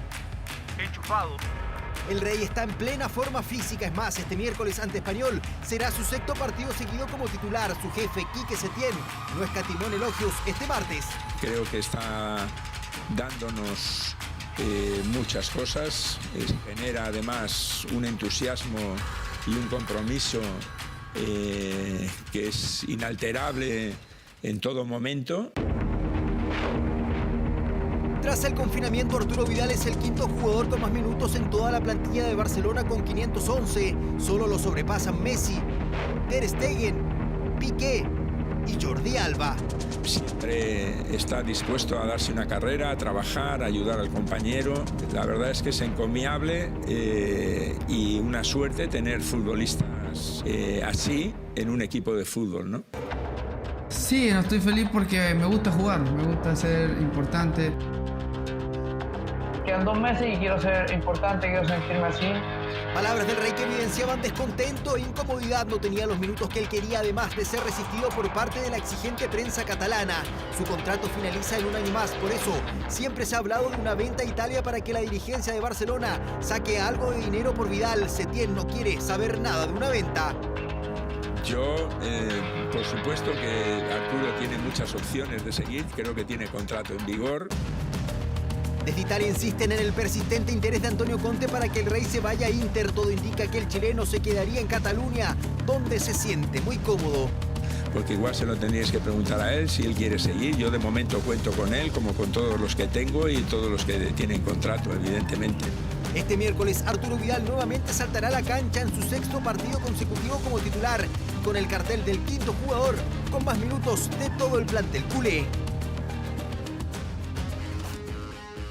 A propósito de Arturo Vidal, Antonio Conte, el director técnico del Inter de Milán, lo tiene considerado para la próxima temporada. En Europa siguen las especulaciones respecto a la partida del chileno del Barcelona para que pueda regresar a Italia. El tema es, específicamente en el Inter, ¿qué pasará con Alexis Sánchez? Detalles en la siguiente nota. And it's come find and it's a goal. It's Juana. No entiendo a este equipo. Paul Barrows through and goal here. Increíble, esto es increíble. 2 golpes increíbles, un resultado para no creer. 3 puntos que se le arrancaron del bolsillo a Conte, Sánchez y compañía. Es vergonzoso. Seguramente Conte debe estar muy enojado. Un enojo del que la dirigencia ya tiene conocimiento. A falta de 7 fechas, el técnico de Inter adelantó su revolución, la que inició con la poda del plantel. Los que se van y los que están en la balanza. Un calciomercado que viene pronto. El doloroso resultado que le propinó Gary Medel y compañía a los neroazzurros propició el golpe de timón. 4 jugadores ya habrían sido notificados de no seguir, mientras que hay uno que se mantiene en duda. En la balanza. Aún no es el Sánchez que vi en Inglaterra. Alexis se mantiene en evaluaciones, por eso aún hay chances de que Inter compre su pase. Con 21 puntos por jugar, el 7 debe transformarse en vital para que los italianos se decidan quedar con él. Bien, qué enchufado está Alexis, Alexis lo trajimos para que fuese el tercer atacante. Por ahora solo hay destellos del nivel que podría mostrar el chileno, pese a que ante Bolonia sumó minutos, su nivel debe mejorar si no quiere pasar por las tijeras de su jefe. Ancora per D'Ambro Sánchez. Si estamos todos compactos y vamos todos juntos, se pueden ganar muchas cosas. Debemos esperar con calma. La revolución de Antonio Conte se adelantó, un golpe de timón que podría terminar con Sánchez fuera, o tal vez sumándose al gran deseo que tiene su jefe, el conseguir la carta de Arturo Vidal. Bien, ¿y qué pasa con el fútbol chileno? El MinSal debe decidir si acepta o no el regreso del balompié nacional. La Comisión de Deportes de la Cámara de Diputados oficiará al MinSal para que responda sobre el retorno a los entrenamientos. Desde la ANFP aseguran que la fecha inicial propuesta por el Consejo de Presidentes fue el 31 de julio, ¿cierto? Bueno, estableciendo la necesidad de volver a las prácticas. Desde el CIFUP apuntan que los jugadores están dispuestos a trabajar en forma segura para que pueda volver la actividad. Ahora, el MinSal, reitero, debe evaluar la posibilidad del regreso a los entrenamientos, específicamente de los clubes que están en las ciudades con cuarentena. Escuchemos declaraciones. Tenemos buenas noticias en cuanto a la profundización y desarrollo de estos protocolos para ya poder volver de forma segura primeramente a los entrenamientos y después pensar en la competencia. Estimada Presidenta, son buenas para la sociedad y esperamos a que nuestra sociedad también pueda disfrutar pronto del fútbol, con un fútbol seguro, con los protocolos que corresponden y que puedan estar en casa viendo un buen espectáculo a través de la televisión. Vamos al fútbol internacional en las TUS. Cristiano, 26 goles en 27 partidos, pero llegaría el descuento a través de un penal, mano. El VAR funciona así. De todas maneras, la Juve va a dar un hecho insólito. Ya van a ver las imágenes. Un Luis Suárez andaba en Italia. Aquí desperdicia ese... Vamos ahora con Mario Salas, que asumió en Alianza Lima de Perú. El tema es que dio positivo por COVID-19. Su ausencia en las prácticas del día lunes alertaron sobre su estado. De todas maneras, el técnico chileno se va a reintegrar en los próximos días a los trabajos de su nuevo club. Profe, arriba Alianza, profe. Éxito. Y ya tenemos cifras oficiales actualizadas al día de hoy. 310.000 contagiados y casi 11.000 fallecidos de una pandemia que golpea con dureza a Perú. Cifras en las cuales está contabilizado un chileno, Mario Salas. Tras su llegada a Lima, el nuevo técnico de Alianza debió hacer cuarentena y un test. La prueba que se le va a realizar, o ya se le realizó a Mario Salas, marque negativo, en este caso que no tiene el COVID, él puede realizar su trabajo. La verdad que estar en Alianza es estar con la presión permanente de estar en un equipo grande que tiene que campeonar y que tiene que tener buenos resultados, y nosotros no hacemos parte de eso. Confinado en su hotel, dirigió los trabajos de su equipo vía Zoom hasta que el Ministerio de Salud peruano autorizó el regreso a las prácticas presenciales. Nosotros queremos volver a ver fútbol activo, que regrese el campeonato, que regresen los colores de nuestros amores, así que yo estoy más que esperanzado de que ya salgamos. Y eso ocurrió este lunes, como detalla la prensa peruana, donde el gran ausente fue el técnico chileno Mario Salas. Las prácticas se dividieron en 3 turnos, dirigidas por su cuerpo técnico. Salas debió extender su cuarentena preventiva, ya que su examen dio positivo. El club realizó un test rápido contra el COVID-19 este lunes, alertados por el virus en el chileno. Un chequeo preventivo que significó además que en Universitario de Lima también se revelaran 4 contagiados, entre ellos su técnico argentino Ángel David Comiso. El comandante sufrió su primer revés y le da guerra al coronavirus en Perú.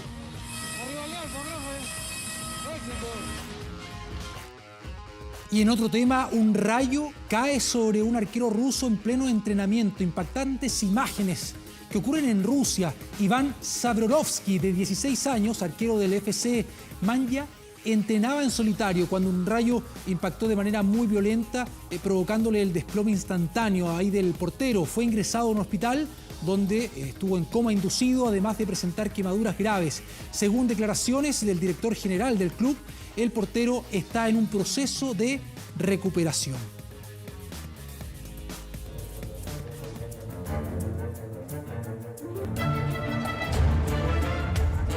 Y otro escándalo sacude al mundo de la gimnasia. No son noticias buenas, desgraciadamente. Esto de carácter delictivo, claro. Esta vez se trata de una joven promesa de esta disciplina, un canadiense de 22 años acusado de cometer delitos sexuales en contra de menores. Esta es la historia.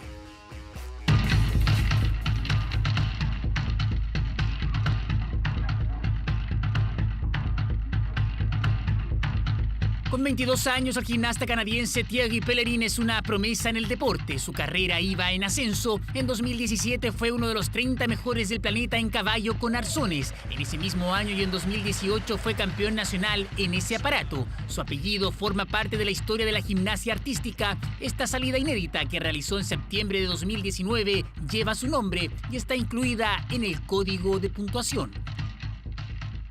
Realmente mi vocabulario en la gimnasia podemos decir que tiene muchos movimientos diferentes. Así es que tengo posibilidades de crear muchas rutinas. Me evalúan diferente y aumenta el nivel de ejecución.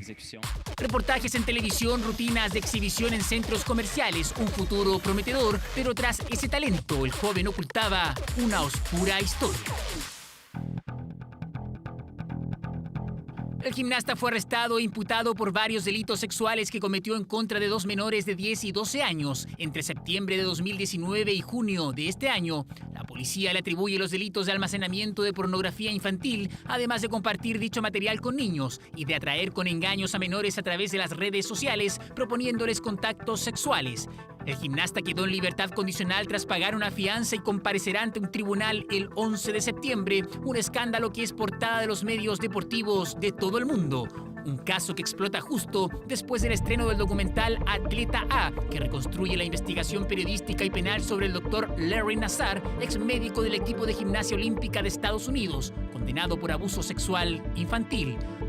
Ahora es esta joven promesa canadiense el acusado, el hombre que enfrentará la justicia y el encargado de envolver a este deporte en un nuevo escándalo.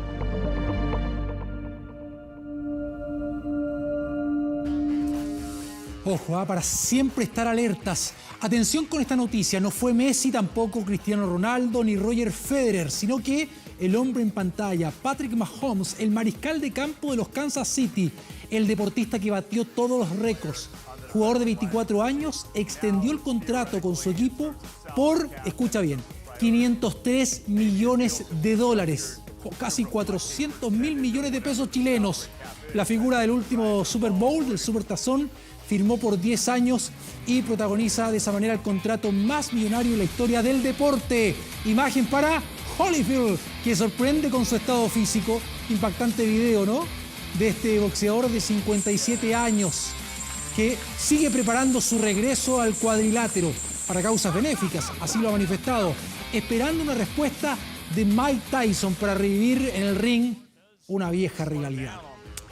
Y mira también esto, atropellan a mecánico en una carrera de NASCAR. Esto fin de semana, que estuvo marcada por un atropello a un asistente en la zona de boxes. En la vuelta 14, Zach Price fue alcanzado por un auto luego de un choque que involucró a varios competidores. La situación sin duda generó angustia. Afortunadamente esto quedó rápidamente en el olvido porque Zach, cuando salía del lugar en camilla, levantó el pulgar de su mano izquierda en señal de que no había sido grave. Bueno, no sufrió lesiones de consideración. Con esa imagen e información, vamos a la pausa. Ya continúa Carola e Iván con las noticias acá en 24 Horas Central. Buenas noches.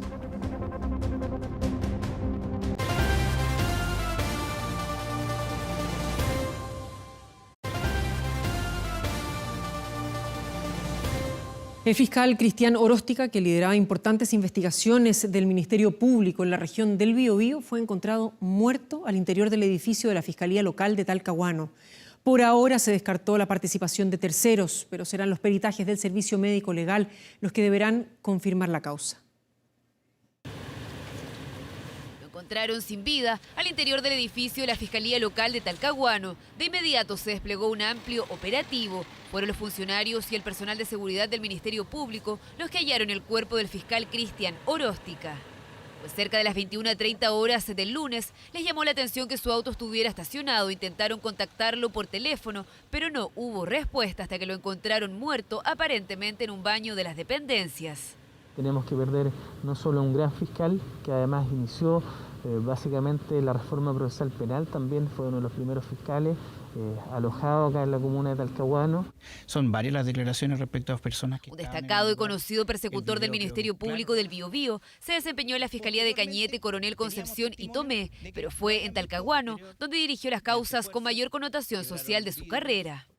Son los últimos minutos de vida de Elías Escobar, imágenes que muestran el ataque que sufrió el pasado sábado a manos de 3 sujetos. Precisamente una de las investigaciones en la que trabajaba por estos días Cristian Oróstica era en el homicidio del joven skater Elías Escobar en junio de 2019. Para este miércoles estaba programada la audiencia de preparación del juicio oral, una sorpresiva partida que la familia de la víctima no solo lamenta, también les preocupa el futuro de la causa y quién asumirá como nuevo fiscal. Conversé varias veces con él y noté, digamos, de que era muy diligente y había un énfasis, digamos, en tratar de dilucidar este caso. A través de un comunicado, la Fiscalía Regional del Biobío confirmó que la Brigada de Homicidios y el Laboratorio de Criminalística de la PDI determinaron que no hubo intervención de terceros, pero serán los peritajes del Servicio Médico Legal los que deberán corroborar la causa. Una lamentable noticia que causó extrañeza y conmoción en la comunidad jurídica. Destacó siempre por ser un profesional muy comprometido, muy preocupado, una muy buena persona. Un fiscal sumamente responsable, con mucha dedicación al trabajo, pero quisiera destacar principalmente su amabilidad. Pericias, autopsias. Era casado y padre de 2 hijas. Desde el 2003 se desempeñaba como fiscal, dedicado en el último tiempo principalmente a causas de violencia intrafamiliar y homicidios. A los 44 años falleció un conocido servidor público. Por ahora no hay evidencias de participación de terceros, una sensible partida de un fiscal que lideró importantes investigaciones del Ministerio Público. Por la parte posterior, mediante fuerza, quebraron vidrios. 21 personas murieron y otras 15 resultaron heridas cuando el bus en el cual viajaban cayó a las aguas de un embalse. Esto es en la localidad de Anshun, en el suroeste de China. En el bus viajaban estudiantes que se dirigían a rendir su examen de ingreso a la universidad cuando sorpresivamente el vehículo se desvió de su ruta y cayó a las aguas de este embalse. Aunque en un principio se informó que solo 2 víctimas fatales había entre las personas rescatadas, más tarde las autoridades actualizaron el balance cifrándolo en 21 las personas fallecidas, mientras que los sobrevivientes fueron trasladados a diferentes hospitales. El bus no llegó a hundirse por completo, pero cuando fue sacado del agua no había ningún pasajero en su interior, según indicaron testigos. Un total de 10,7 millones de estudiantes chinos comenzaron hoy los exámenes de acceso a la universidad, proceso conocido como Gaokao, entre exhaustivas medidas de prevención contra el coronavirus.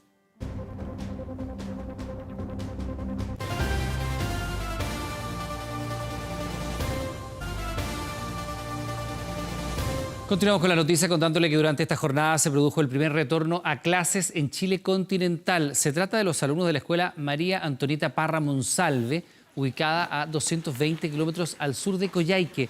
A primera hora de la mañana, los 5 alumnos que tiene este establecimiento se prepararon para su retorno a clases a más de 120 días del inicio de la pandemia en el territorio nacional.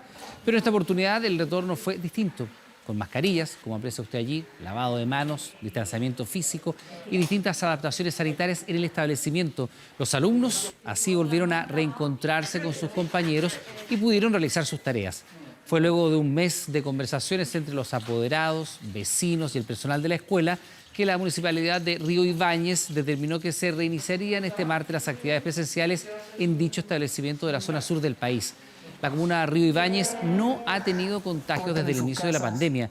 Sin embargo, el alcalde aseguró que ante cualquier situación de cuidado se adoptarán las medidas necesarias. Tenemos declaraciones. La situación hoy día nos permite pensar, ¿cierto?, que retornar a clases es un bien primero para los niños y también para las familias que pueden retomar algunas actividades. No todas las familias tienen la misma realidad, no todas las familias tienen acceso a internet o a un computador, qué sé yo. Por lo tanto, en el único lugar donde nosotros le podemos entregar las mismas condiciones a todos los niños de nuestra comuna es dentro de la sala de clase. Hemos trabajado en conjunto con el alcalde, con la comunidad educativa de la zona, con el Ministerio de Salud, para que se tomen todas las medidas necesarias que apunten a darle tranquilidad a las familias. Los alcaldes que nos han solicitado la reapertura de sus escuelas han fundado su petición en lo importante que resulta, tanto desde el punto de vista de los aprendizajes de sus alumnos, como sobre todo desde el punto de vista socioemocional, teniendo claro que en la escuela los alumnos encuentran un espacio protector que es muy difícil de reemplazar. Atención con lo siguiente, Estados Unidos inició hoy formalmente el proceso de retiro de la Organización Mundial de la Salud tras oficializar la medida ante Naciones Unidas. A fines de mayo, el presidente Donald Trump ya había anticipado la decisión tras sus reiterados cuestionamientos a la entidad por su manejo del coronavirus. El mandatario acusó a la Organización Mundial de la Salud de haber actuado en complicidad con China para ocultar la gravedad de la pandemia y le había exigido que fuera más estricta con el gobierno del gigante asiático, al que culpó de ignorar su obligación de informar sobre el virus a la OMS. Estados Unidos aporta a la Organización Mundial de la Salud cerca de $500 millones al año, un 15% de su presupuesto total, el de este organismo. El retiro fue anunciado para el 6 de julio de 2021, pero si el demócrata Joe Biden, rival de Trump, ganara las elecciones presidenciales de noviembre, la decisión podría quedar en suspenso. Y en tanto, sin toros en las calles, así arrancó este 7 de julio el llamado Día Grande de las fiestas de San Fermín en España. Este año, y debido a la pandemia, todos los actos festivos fueron suspendidos, por lo cual la tradicional corrida de toros desde los corrales de Santo Domingo hasta Pamplona tampoco se llevó a cabo. En la víspera tampoco hubo el chupinazo desde el ayuntamiento local, que es el lanzamiento de un cohete de artificio que marca el comienzo de la fiesta que se celebra durante varios días. Así, las miles de personas que suelen copar las calles de Pamplona han dado paso a solo una escasa concurrencia, que igualmente vistió de blanco con su tradicional pañuelo rojo al cuello, que forma parte de las costumbres de San Fermín. Con motivo de este tradicional evento, el Ayuntamiento de Pamplona emitió un video en el cual se recrea el encierro, con planos del recorrido de los toros y el relato imaginario de periodistas radiales. Dos niñas que nacieron unidas por el cráneo fueron separadas exitosamente mediante una compleja operación realizada en el Hospital Pediátrico Niño Jesús del Vaticano. Ervina y Prefina, de 2 años, nacieron en la ciudad centroafricana de Mbaki y, para sorpresa de todos, estaban unidas por la parte de la nuca. El hospital local no estaba preparado para un caso de este tipo y las hermanitas fueron derivadas hasta un centro de salud en Bangui, que fue equipado por instrucciones del Papa Francisco. Allí fueron conocidas por la directora del Hospital Niño Jesús del Vaticano, quien decidió llevárselas a Roma. Las niñas fueron operadas el pasado 5 de junio en una intervención que duró 18 horas y en la cual participaron 30 médicos de distintas especialidades. Todo, se ha informado, concluyó con éxito y los exámenes han demostrado que sus sistemas vitales funcionan de manera correcta.